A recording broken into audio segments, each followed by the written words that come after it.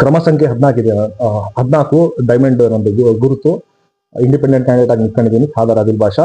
So ಎಲ್ಲರೂ ನನಗೆ ಡೆವಲಪ್ಮೆಂಟ್ಗೋಸ್ಕರ ನನಗೆ ವೋಟ್ ಮಾಡಿ ಎಲ್ಲ ಯುವಕರು ಒಂದಾಗಿ ನನಗೆ ಮುಂದೆ ಕರ್ಕೊಂಡು ಹೋಗ್ಬೇಕಂತ ನಾನು ರಿಕ್ವೆಸ್ಟ್ ಮಾಡ್ತೀನಿ. ಯುವಕರೆಲ್ಲ ಸಪೋರ್ಟ್ ಇದೆ, ಆಮೇಲೆ ಅಭಿವೃದ್ಧಿಯ ಒಂದು ದುರಾದಿಷ್ಟ ಇದು ಇಂಟೆನ್ಷನ್ ಇಟ್ಕೊಂಡು ನಾನು ಮುಂದೆ ಹೋಗ್ತಾ ಇದ್ದೀನಿ. ಎಲ್ಲರೂ ಸಪೋರ್ಟ್ ಮಾಡ್ತಾರಂತ ನಂಬಿಕೆ ಇದೆ.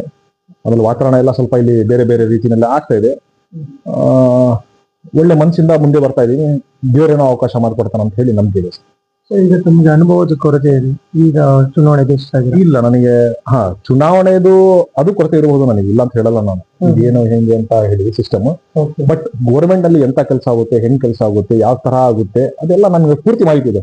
ನಾನು ಚಾಲೆಂಜ್ ಮಾಡ್ತೀನಿ, ಯಾರಾದ್ರೂ ಬಂದು ನಾನು ಕೂತ್ಕೊಂಡ್ರೆ ಅವ್ರಿಗೆ ನಾನು 100% ಫೈಟ್ ಮಾಡ್ತೀನಿ. ಈ ಕಾನೂನು ಇದು ಯಾವ್ದು related to government works. Okay sir, ತಮ್ದು ಹೊಸ ಪಕ್ಷ ಎರಡು ಒಂದು ನ್ಯಾಷನಲ್ ಪಾರ್ಟಿ ಮಧ್ಯೆ ತಾವು ನಿಂತಿದ್ದೀರಾ, ಎಷ್ಟು ವಿಶ್ವಾಸ ಇದೆ ಸರ್? ನಾವು ಇವಾಗ ನಿಂತ್ಕೊಂಡಿರೋದು ರಿಪ್ರೆಸೆಂಟ್ ಮಾಡ್ತಾ ಇರೋದು ಇಂಡಿಪೆಂಡೆಂಟ್ ಅಂತ ಹೇಳಿ. ಹಿಂದ ನಮ್ಮ CM ಇಬ್ರಾಹಿಂ ಸಾಹೇಬ್ ಆಗಿರ್ಬೋದು, ಎಲ್ಲರೂ ಮುಖಂಡರು ಎಲ್ಲ ನನಗೆ ಸಪೋರ್ಟ್ ಮಾಡ್ತಿದ್ದಾರೆ. ಮುಂದಿನ ದಿನದಲ್ಲಿ ನೋಡಿ ನಾನು ಡಿಸೈಡ್ ಮಾಡ್ತೀನಿ. ಬಟ್ ಇವರು ಹಿಂದ ಏನ್ ಬಂದು ನನಗೆ ಸಪೋರ್ಟ್ ಮಾಡ್ತಾರೆ ಎಲ್ಲ ಕ್ಲೀನ್ ಹ್ಯಾಂಡ್ ಇದಾರೆ. ಸೊ ಹಾಗಾಗಿ ಅವ್ರ ಮೇಲೆ ಭರವಸೆ ಜಾಸ್ತಿ. ಒಂದು. ಎರಡನೇದು, ನಾನು ಯಾವ್ದು ಬೇಡ ಅಂತ ಹೇಳಿ ಕನ್ಸಿಡರ್ ಮಾಡಿ ನಾನು ಇಂಡಿಪೆಂಡೆಂಟ್ ನಿಂತ್ಕೊಂಡಿದ್ದು. ಮೂರನೇದು, ಇನ್ನು ರಿಜಿಸ್ಟ್ರೇಷನ್ ಏನೋ ಆಗ್ಬೇಕು, ಫರ್ದರ್ ದೇವ್ರ ಹೆಂಗ್ ಕರ್ಕೊಂಡು ಹೋಗ್ತಾ ನಾವು ಹೋಗ್ತೀನಿ ಜೊತೆಗೆ. ಓಕೆ ಸರ್, ಈಗ ಕಾಂಗ್ರೆಸ್ ಹೇಳ್ತಿದೆ ನಮ್ಗೆ ಮೈನಾರಿಟಿ ವೋಟ್ನ ನಮ್ಗೆ ಬರ್ತಾರೆ, ಕಾಂಗ್ರೆಸ್ ಮೈನಾರಿಟಿ ಅಂದ್ರೆ ಕಾಂಗ್ರೆಸ್ ಈ ತರ ನಮಗೆ ಹೆಚ್ಚು ವಿಶ್ವಾಸ ಇದೆ, ಎಲ್ಲರೂ ಅವ್ರು ಕೊಡ್ತಾರೆ. ಹೌದು, ಬಟ್ 30-35 ವರ್ಷದಿಂದ ನೀವು ನೋಡ್ತಾ ಇದ್ದೀರಾ. 35 ವರ್ಷ ಏನು ಕಾಂಗ್ರೆಸ್ ಯಾವಾಗ ಹುಟ್ಟಾಯ್ತು ಅಲ್ಲಿ ತನಕ ಮುಸಲ್ಮಾನ್ರೆ ವೋಟ್ ಮಾಡ್ತಾ ಇರೋದು, ಅದೇನು ಅದ್ರಲ್ಲಿ ಎರಡು ಮಾತಿಲ್ಲ. ಬಟ್ ಈಗಿನ ಪರಿಸ್ಥಿತಿಗೆ ಹಂಗಿಲ್ಲ. ಯುವಕರು ಏನ್ ಹೊರಗೆ ಬರ್ತಾರೆ, ಹಿರಿಯರು ಮಾಡಿದ್ದಾರೆ, ನಾನು ಇಲ್ಲ ಅಂತ ಹೇಳಲ್ಲ. ಯುವಕರು ಆ ಟೈಪ್ ಇಲ್ಲ. ಆಮೇಲೆ ಯುವಕರೇ ಜಾಸ್ತಿ ಬರ್ತಾ ಇದ್ದಾರೆ ಪಾಲಿಟಿಕ್ಸ್ ಇವಾಗ, ಮತ್ತೇನ್ ಇದಿಲ್ಲ. ನಮಗೂ ಬರೋ ಉದ್ದೇಶ ಏನ್ ಇದ್ದಿಲ್ಲ. ಬಟ್ ಇಲ್ಲಿ ಇರೋ ಅನಿವಾರ್ಯ ಪ್ಲಸ್ 30-35 ವರ್ಷದಿಂದ ಏನು ನಮ್ಮ ಸೀನಿಯರ್ ಲೀಡರ್ಗಳು ಏನು ಇಲ್ಲಿ ಮಾಡ್ಕೊಂಡು ಬಂದಿದ್ದಾರೆ, ಏನು ಡೆವಲಪ್ಮೆಂಟ್ ಆಗಿಲ್ಲ. ಹಿಂಗಾಗಿದೆಯಲ್ಲ, ನನಗೆ ಅನುಭವ ಇದೆ.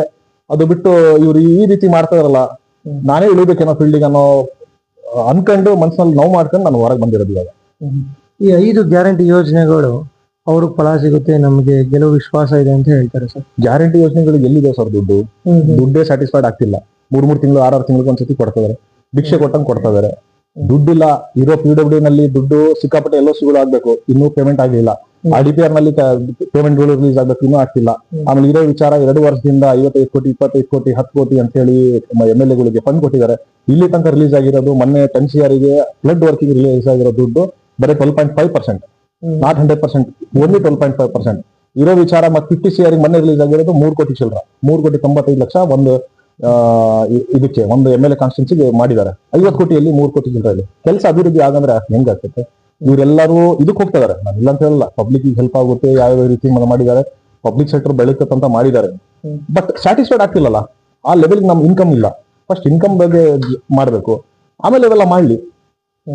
ಕಾಂಗ್ರೆಸ್ ಅಭ್ಯರ್ಥಿನ ಯಂಗ್ ಜೊತೆಗೆ ರಾಜಕೀಯ ಬ್ಯಾಕ್ ಗ್ರೌಂಡ್ ಇದೆ, ಸೊ ಅವ್ರು ಗೆದ್ರೆ ಹೆಚ್ಚು ಅನುದಾನ ಸಿಗುತ್ತೆ ಅಂತ ಹೇಳಿ. ಬ್ಯಾಕ್ ಗ್ರೌಂಡ್ ಅಂದ್ರೆ ಅವ್ರು ದುಡ್ಡಿನ ಬ್ಯಾಕ್ ಗ್ರೌಂಡ್ ಅಥವಾ ಬೇರೆ ಬೇರೆ ಬ್ಯಾಕ್ ಗ್ರೌಂಡ್ ಇದಾವೆ, ಆದ್ರೆ ನಾಲೆಡ್ಜ್ ಬ್ಯಾಕ್ ಗ್ರೌಂಡ್ ಇಲ್ಲ. ಸೊ ನಮಗಿರೋ ಸ್ಯಾಟಿಸ್ಫೈಡ್ ಅವ್ರಿಗೆಲ್ಲ ತೂಕ ಮಾಡಿದ್ರೆ ನನ್ನ ನಾಲೆಡ್ಜ್ ಬೇರೆ ಲೆವೆಲ್ ಇದೆ. ಸರ್, ಇವಾಗ ಆಗಿರೋ ಡೆವಲಪ್ಮೆಂಟ್ ಪ್ರಕಾರ ಉತ್ತರದಲ್ಲಿ ಸಿಕ್ಕಾಪಟ್ಟೆ ವರ್ಕ್ ಆಗಿದೆ. ಬರೇ ನೀವು ಅದು ತೂಕ ಮಾಡಿದಾಗ ದಕ್ಷಿಣ ಬೇರೆ ಲೆವೆಲ್ಗಿದೆ. ಬಸ್ ಸ್ಟ್ಯಾಂಡ್ ಈ ಕಡೆಗೆ ಆಗಿದೆ, ಆ ಕಡೆಗೆ ಆಗಿಲ್ಲ. ಆಮೇಲೆ ರೈಲ್ವೆ ಸ್ಟೇಷನ್ ಪರಿಸ್ಥಿತಿ ಹೆಂಗಿದೆ, ಆಮೇಲೆ ಇರೋ ವಿಚಾರ ನೀರಿನ ವ್ಯವಸ್ಥೆ ಹೆಂಗಿದೆ, ರೋಡಿನ ವ್ಯವಸ್ಥೆ ಇದೆ. ಈ ಕಡೆ ರೋಡ್ ನೋಡ್ರಿ, ಆ ಕಡೆ ರೋಡ್ ನೋಡ್ರಿ.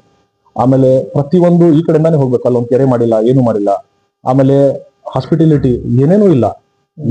ಯಾವ್ದೋ ಒಂದಿತ್ತು, ಅದು ಓಪನ್ ಮಾಡಿದ್ರು ಕ್ಲೋಸ್ ಮಾಡ್ಬಿಟ್ರು. ಡೆವಲಪ್ಮೆಂಟ್ ಆಗೋದ್ರೆ ಹಿಂಗಾಗುತ್ತೆ. ಆಮೇಲೆ ಸರ್ವಿಸ್ ಇದೆಯಲ್ಲ, ಗೌರ್ಮೆಂಟ್ ಸರ್ವಿಸ್ ಮನೆ ಬಾಗಿಲಿಗೆ ತಲುಪಬೇಕು. ಇವ್ರ ಮನೆ ಜನರು ಹೋಗಿ ಆಫೀಸ್ನಲ್ಲಿ ನಿಂತ್ಕೊಂಡ್ರು ಸೌಲಭ್ಯಗಳು ಸಿಗ್ತಿಲ್ಲ. ಅಡ್ಮಿನಿಸ್ಟ್ರೇಷನ್ ಪ್ರಾಬ್ಲಮ್ ಆಗಿದೆ ಅದು. ಯಾಕಂದ್ರೆ ಒಂದೇ ಮನೆಯಲ್ಲಿ ಎಲ್ಲ ಇರೋದ್ರಿಂದ ಪ್ರಾಬ್ಲಮ್ ಆಗಿದೆ ಅಷ್ಟೇ, ಇನ್ನೇನಿಲ್ಲ. ತಮ್ಮ ಗೆಲುವಿಗೆ ಶ್ರೀರಕ್ಷೆ ಯಾವ್ದು? ಡೆವಲಪ್ಮೆಂಟ್ ನನ್ಗೆ ಆಗೋದು, ಯುವಕರು ಹೆಲ್ಪ್ ಆಗುತ್ತೆ. ಆಮೇಲೆ ನಾನು ಮಾಡಿರೋ ಯೋಚನೆಗೆ ನನ್ಗೆ ಹೆಲ್ಪ್ ಆಗುತ್ತೆ ಅಂತ ನಾನು ಅನ್ಕೊಂಡಿದ್ದೀನಿ. ನಮ್ಮ ಮೂಲಕ ಎಲ್ಲ ಮತದಾರರಿಗೆ ಇಷ್ಟಪಡ್ತೀನಿ. ಇಲ್ಲ, ಒಂದು ಡೆವಲಪ್ಮೆಂಟ್ ಕಡೆ ನಾನು ಹೋಗ್ತಾ ಇದ್ದೀನಿ. ಡೆವಲಪ್ಮೆಂಟ್ ಇಂದ ಮುಖ ನೋಡ್ಕೊಂಡು ನನಗೆ ಮಾಡಿ, ನನಗೆ ಒಳ್ಳೆ ನಾಲೆಡ್ಜ್ ಇದೆ. ಆಮೇಲೆ 30-35 ವರ್ಷದಲ್ಲಿ ಆಗಿರೋ ಅಭಿವೃದ್ಧಿನೋ ಒಂದು 2 ವರ್ಷದಲ್ಲಿ ನಿಮ್ಗೆ ಒಳ್ಳೆ ಅವಕಾಶ ಸಿಕ್ಕಿದೆ. 2 ವರ್ಷದಲ್ಲಿ ಯಾರು ಜಲ್ದಿ ಬರ್ತಾರೆ, ಯಾರಿಗೆ ನೀವು ಆಪರ್ಚುನಿಟಿ ಕೊಡ್ತೀರೋ ಅವ್ರದ್ದು ಹಣೆ ಬರ ಏನಂತ ನಿಮಗೆ ಸಿಗುತ್ತೆ. ಸೊ ಇಷ್ಟು ಶಾರ್ಟ್ ಟೈಮ್ ನಲ್ಲಿ ಒಬ್ರಿಗೆ ಐಡೆಂಟಿಫೈ ಮಾಡಿ ನೀವು ಮುಂದೆ ಬಿಡ್ರಿ ಅಂತ ಹೇಳಿ ನಾನು ರಿಕ್ವೆಸ್ಟ್ ಮಾಡಿ, ನಂದು ಸಿಂಬಲ್ ಡೈಮಂಡ್ ಇದೆ. ಆಮೇಲೆ ಇಂಡಿಪೆಂಡೆಂಟ್ ಕ್ಯಾಂಡಿಡೇಟ್ ಆಗಿಕೊಂಡು ಕ್ರಮ ಸಂಖ್ಯೆ 14 ಇದೆ. ನಿಮ್ಮ ಅಮೂಲ್ಯವಾದ ಮತ ನಾನು ನೀಡಿ ಅಂತ ಹೇಳಿ ನಾನು ರಿಕ್ವೆಸ್ಟ್ ಮಾಡ್ತೀನಿ.